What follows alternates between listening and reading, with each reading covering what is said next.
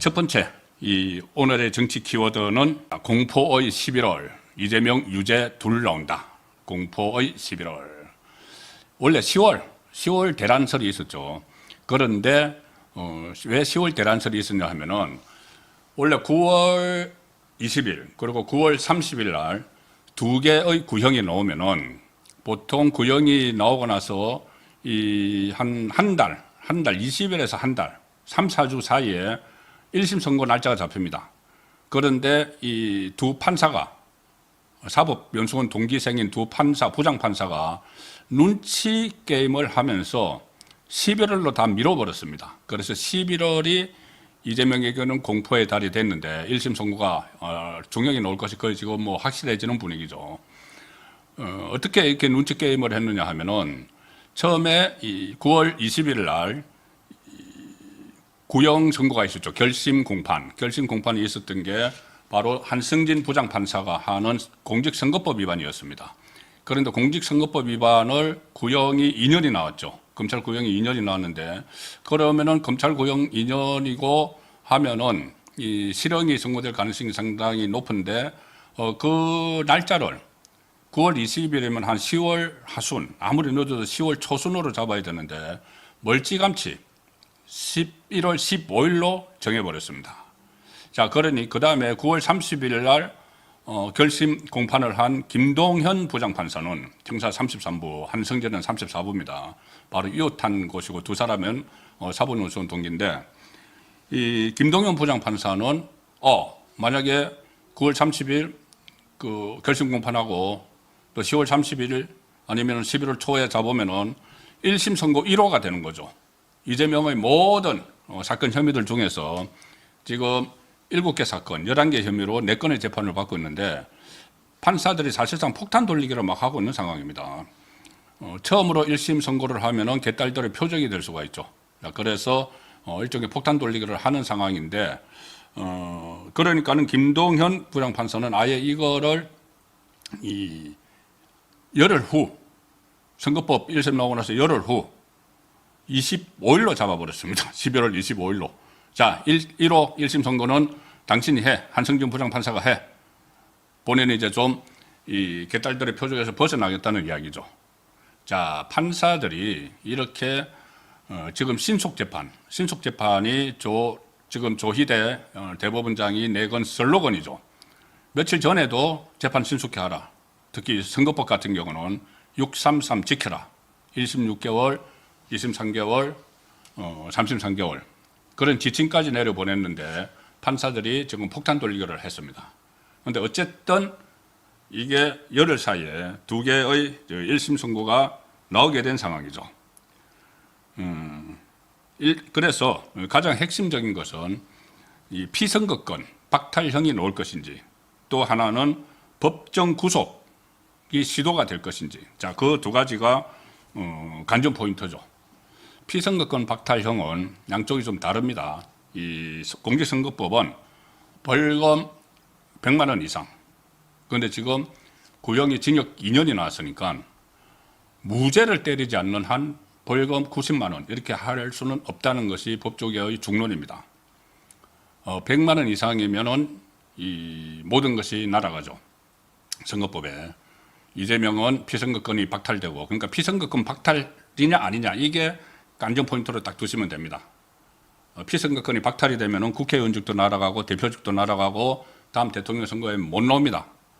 그런데 선거법은 100만 원 이상이면은 거기다 플러스 민주당이 434억 원 대통령 선거 때 국고 보존 받은 거 토해내야 됩니다.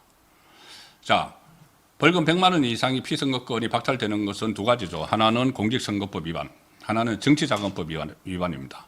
다른 이 형사사범은 벌금 100만 원 이상이 아니고 금고형 이상. 요즘은 금고형은 잘 안 때리죠. 그 징역형이 이제 집행유예를 포함해서 어쨌든 금고형 이상이 나오면은 피선거권이 박탈돼서 다 날아가죠. 이것은 선거법이 아니기 때문에 434고 민주당이 토해낼 일은 없지만은. 자, 그런데 지금 하나는 징역 2년, 하나는 징역 3년 구형이 나왔기 때문에 이것이 피선거권 박탈형이 연달아 열흘 사이에 나오는 것은 확실하다. 그래서 공포의 11월 이야기가 나오는 겁니다. 그리고 또 법정 구속 여부에 대해서 언론이 서서히 관심을 가지기 시작을 했습니다.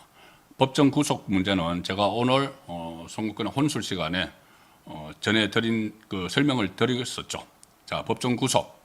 이게 이 법정 구속을 해도 회기 중에는 그때 이재명에 대한 그 구속영장이 두 번 청구가 됐을 때 두 번 다 국회에서 방탄 작업이 있었죠. 한 번은 이 체포동의안, 한 번은 통과되고, 한 번은 부결돼서 이 유창훈 영장전담판사가 기각을 해버리는 그런 사안이 있었죠. 그런데 그것은 검찰의 구속영장 청구에 의한 것이고 법원에서 법정 구속을 하려고 해도 현직 국회의원인 경우에는 회기 중이면은 이건 역시 체포동의안이 통과가 돼야 됩니다. 이거 방탄이죠. 자, 그래서 그 체포동의안이 만약에 제출이 되면은 이게 그러니까 그 법정 구속이 만약에 시도가 된다면은 선거법보다는 그 열흘 뒤에 이 1심 선고를 하는 위정교사가 더 유력합니다. 왜 그러냐면 위정교사가 징역 3년을 구형받았죠. 그런데 열흘 전에 선거법 1심에서 100만 원 이상이 나오면은 1심이지만은 100만 원 이상이 나오면은 민주당 의원들이 흔들리겠죠. 아, 이거 잘못하면은 대법원까지 확정 판결 받으면은 이 434억 원 민주당이 토해내야 되고, 그리고 확정 판결 되면은 대통령 선거에도 못 나오는 이재명을 중심으로 우리가 같이 갈 수 있는가? 이런 고민에 빠질 수밖에 없습니다, 현실적으로. 그러면은 만약에 열흘 후에 시나리오이긴 하지만은 열흘 후에 체포동의안이 상정이 된다.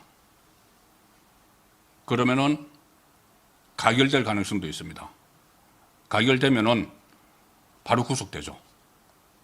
저번에는 가결이 돼도 체포동의안이 가결이 돼도 영장실질심사를 거쳤죠. 그래서 유창훈 영장전담판사가 그것을 기각을 해버렸는데 법정구속은 말 그대로 담당 재판부가 구속을 시키는 겁니다. 그러니까 영장실질심사를 안 받죠.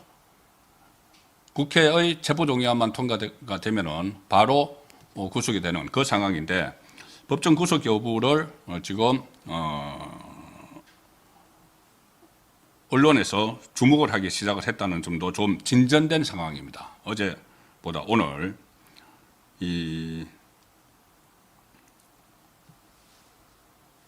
2027년 3월 전까지 대법원에서 형이 확정되지 않는 것, 이것은 이재명의 재판 전략이죠. 뭐냐면은 그전에는 모든 1심 선고가 총선 전에 나오지 않아야 된다. 이것이 이재명의 첫 번째 재판 전략이었습니다. 그 성공을 했죠. 1심 전에, 그러니까 총선 전에 아무것도 안 나왔죠. 만약에 총선 전에 1심이 신속하게 이 규정대로 해서 선거법이라도 나왔으면은 총선 결과가 완전히 달라졌을 가능성이 높습니다. 그런데 어쨌든 재판을 막 끌었죠. 본인이 단식을 한다고 해서 재판을 한 2달 동안 안 나가기도 했고, 또 국회 일정을 핑계로 이 재판에 불참을 하기도 했고, 또 피섭을 당해서 또 재판 오랫동안 안 했죠. 그렇게 해서 어쨌든 총선 전에 1심 안 나오는 전략은 성공을 했습니다. 지금 전략은 대선 전에 최종 확정 판결이 안 나오는 거죠. 대선 전에 확정 판결이 나오면은 선거에 출마를 할 수가 없으니까. 그래서 어떻게든 재판을 끌어서 대통령 선거 전에 2027년 3월 대통령 선거 전에 대법원 확정 판결이 안 나오도록 하는 것이 이재명의 전략이었는데 이게 지금 무산될 가능성이 커졌기 때문에 11월에 더 공포를 느끼는 겁니다. 왜 그러냐면은 이 선거법에 대해서 특히 조희대 대법원장이 강력한 지침을 내렸죠. 법원 행정처에서도 판사들에게 일종의 공문을 보냈습니다. 뭐냐면은 이번에 10월 10일 날 공소시효가 끝나는 지난 총선 때 선거사범들 한 20명 넘는다고 하죠. 거기를 이제 기소를 결정을 해야 되는데 기소가 되면은 10월 10일까지 기소를 해야 됩니다. 그러면은 이번에는 633 원칙을 꼭 지켜라. 이런 지침을 내렸습니다. 적용 대상 1호가 이재명이 될 수밖에 없죠. 1심을 이미 뭐 총선은 아니지만은 어쨌든 선거법에 대해서 철저히 지키라고 했기 때문에 선거법 1심을 6개월 만에 끝내야 되는데 2년을 끌었기 때문에 그다음에 2심, 3심은 규정대로 될 것이다. 그러면은 신속히 하면은 11월 15일 날 나오고 그다음에 3.3 하면은 3개월 하면은 내년 늦은 봄에는 이재명의 최종 확정 판결이 나온다. 그러면은 이재명의 전략은 틀어지는 거죠.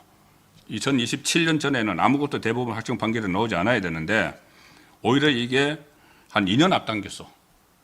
나와버리면은 피선거권이 박탈되죠. 그래서 이재명이 지금 탄핵을 추진을 하는 겁니다. 본격적으로 탄핵 정국에 돌입을 하고 있죠. 어떻게 하든 대법원 확정 판결 전에 판을 뒤집어서 조기 대통령 선거를 치르겠다는 그 욕심이죠. 거기에 조국도 거기에 같이 따라가고 있는 겁니다. 그리고 어제 제가 미처 못 전해드렸는데 검찰이 어제 구형을 하면서 강조한 내용이 하나 있습니다. 상당히 의미심장한데 그 내용을 하나 소개해드리면은 검찰이 이런 것까지도 어제 이야기를 했습니다. 최근 6년 동안 위정교사, 즉 이재명처럼 위정교사가 확정된 그 사건이 6년 동안 위정교사 사범이 195명이 재판을 받았는데 이 중에서 실형이 35.4%, 실형이나 징역형 집행유예, 그리고 실형이 35.4%, 그러니까는 집행유예 안 붙은 거, 그 다음에 징역형을 받되 집행유예가 붙은 게 58.4%, 그래서 전체의 94.8%가 징역형을 받았습니다. 그리고 벌금 선고 비율은 단 6.2%. 그런데 이재명은 이게 상당히 가중치가 많죠. 이게 나중에 그 위정교사가 나중에 본인이 이재명이 경기도 도지사직을 유지하도록 만들 수 있도록 1심, 2심, 3심에서 다 위정의 힘을 받아서 무죄를 받았죠. 그래서 이것은 가장 높은 형이 그 선고가 된다 그러면 실형 35.4% 안에 들어갑니다. 집행유예가 안 붙으면은 법정 구속을 시도를 할 수가 있는 거죠. 지금 그 분석을 어제 또 검찰이 내놨습니다. 형사 전문 변호사가 이런 이야기를 언론에 했습니다. 경험적으로 보면 위정이나 위정교사의 같은 위정교사 경우에는 실형이 잘 나온다. 무죄가 아니라면은 무조건 실형이 나와도 이상하지 않은 상황이다. 자, 지금 무죄는 나올 수 없죠. 녹음 파일이 다 있습니다. 그렇기 때문에